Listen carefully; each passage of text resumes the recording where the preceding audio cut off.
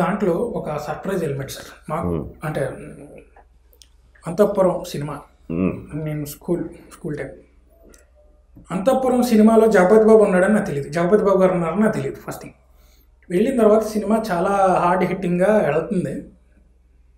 సడన్గా హీరో రావడం, సౌందర్యాన్ని కాపాడడానికి ఒక క్యారెక్టర్, అది కూడా అప్పటికి జగపతి బాబు గారికి ఫ్యాన్ బేస్ ఉంది.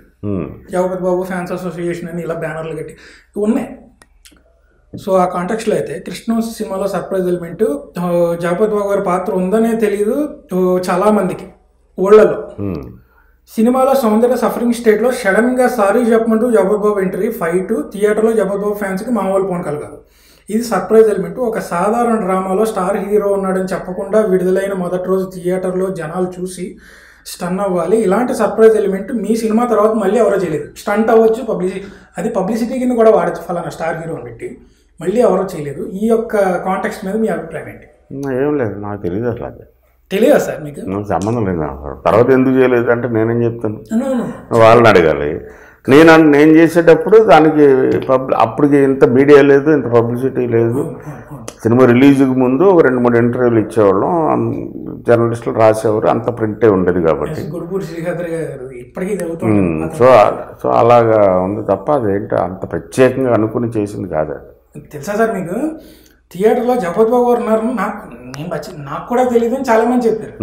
చాలా సర్ప్రైజింగ్ ఎలిమెంట్, స్టార్ హీరో అంతే మంచి డ్రామా తీసి సడన్ గా మధ్యలో స్టార్ హీరో ఎంటర్ అవగానే సినిమా హిట్ కి దోహదం పడుతుంది. ఈ టెక్నిక్ మళ్ళీ ఎవరు వాడలేదు సార్ ఇండస్ట్రీలో, అది మీరే వాడలేదని మీరు చెప్తున్నారు.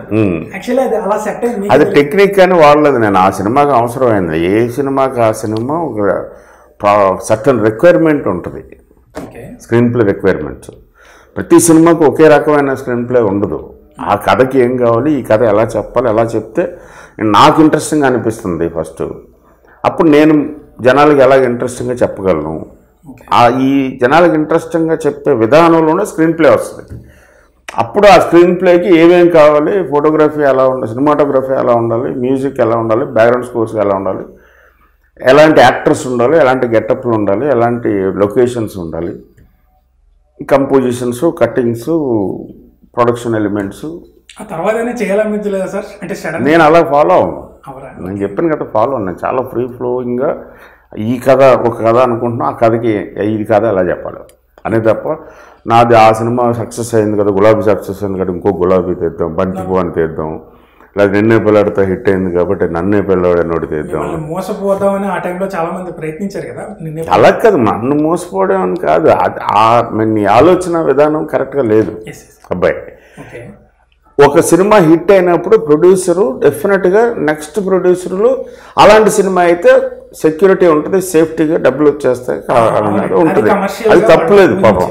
అప్పుడు ఎందుకంటే నేనేమో ఆలోచన పెడుతున్నాను, అతనేమో డబ్బు పెడుతున్నాడు. డబ్బు పెట్టేవాడు ఎందుకు పెడతాడు, మరి తిరిగి వస్తుందని పెడతాడు, లాభాలు వస్తాయని పెడతాడు. ఆ లాభాలు ఎలా వస్తాయి అనేది అతనికి ఒక అండర్స్టాండింగ్ ఉంటుంది కదా. సో అలాగే జనరల్గా ట్రై చేస్తారు ఎక్కడైనా సరే.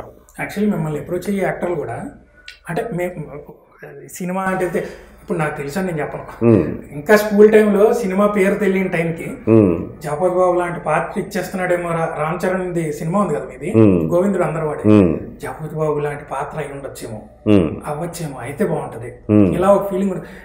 అంతఃపురంలో జగపతి బాబు అలా గుర్తుండిపోయాడు. ఆ తర్వాత అలాంటి పాత్ర చేపల కృష్ణ గారు, చేపల కృష్ణ భరణిసార్ది సముద్రం. నాకు జగపతి బాబు గారు అంటారు, రవితేజ కూడా అంటారు, చేపల కృష్ణ ఒక్కడే అంతటి, అలా ఉంటుంది అసలు. మీ సినిమా ఎప్పుడు ఏ సినిమా వచ్చినా, ఈవెన్ నక్షత్రం వచ్చినప్పుడు కూడా సాయిధరం తేజ్ ఉన్నాడు అనేది సర్ప్రైజ్ ఎలిమెంట్, ఉన్నాడని చెప్పేశారు, అయినా కానీ సర్ప్రైజ్ ఎలిమెంట్ మొదలు ఏదో వ్యత్యాసమైన పాత్ర. ఒక సినిమా మధ్యలో అలెగ్జాండర్ వచ్చాడు ఇలా. బట్ చేపల కృష్ణ అండ్ వాటి పేరు జగపతి బాబు పేరు ఇదే, పేరు లేదు అందులో, దుబాయ్ వెళ్ళడానికి రెడీ సారా అమ్ముకునే వాడి క్యారెక్టర్ చూస్తే మాకు సింక్ అవ్వట్లేదు, ఓహో మళ్ళీ రాలేదు, ఓకే తర్వాత సినిమా వీఆర్ ఎక్స్పెక్టింగ్. మీ సినిమాలో అలాంటి ఒక సర్ప్రైజ్ ఎలిమెంట్ వీఆర్ ఎక్స్పెక్టింగ్. అలాంటి సినిమా చేయమని చెప్పాం, కానీ ఏదో సర్ప్రైజ్ వెతుక్కుంటూ ఉంటాం ఆడియన్స్. అది నా ఒక్కడిది చెప్పట్లేదు, నేను కనుక్కొని చెప్తున్నాను. సో ఎస్, అది మాకు one of the nostalgic feeling ఆ విషయంలో. సో ఎస్, సో ఇది మీకు చెప్పే తీరాలి అనిపించే నేను రాశాను. సో ఇప్పుడు అంతఃపురం విషయానికి వస్తే తెలుగు వెర్షన్లో మీరు జగపతి బాబు గారిని పెట్టారు, తమిళ్లో అదే పాత్ర పార్థిబన్ గారిని పెట్టారు. సినిమా అంతా యాజ్ ఇట్ ఈస్ ఉంది, కానీ ఆ సీన్స్ రీషూట్ చేశారు. మీరు ఆ పాత్రకి కమల్ హాసన్, రజనీకాంత్ గారు తీసుకొచ్చి ఆ టైంకి వాళ్ళు ఇప్పుడు ఉన్నంత ఓల్డ్ కాకపోయినా, లేదా అజిత్ విజయ్ లాంటి స్టార్ మీద తీసుకొచ్చు. వై పార్థిబన్? పోయినట్టు పార్థిబన్ అదేంటి స్టార్లు తీసుకోవడం, స్టార్ని కాదు తీసుకున్నది, జగపతి బాబు స్టార్ అని తీసుకున్నది కాదు, అది క్యారెక్టర్కి అతను బాగుంటాడని తీసుకున్నది. ఓకే, అలాగే పార్థిబన్ బాగుంటాడని తీసుకున్నాం. హిందీలో షారుఖ్ ఖాన్ గారు చేశారు కదండి. అవును, హిందీకి వెళ్ళేటప్పటికి ఈక్వేషన్స్ మారిపోయినాయి.